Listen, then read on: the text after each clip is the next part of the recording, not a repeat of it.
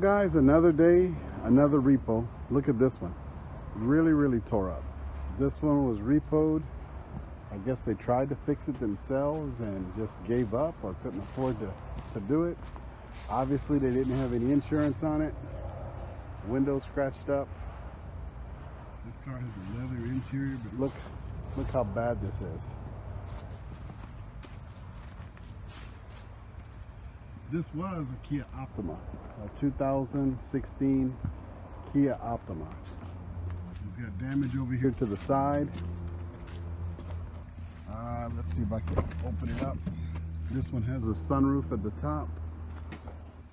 Oh man, it has a huge sunroof, but they just, look at this.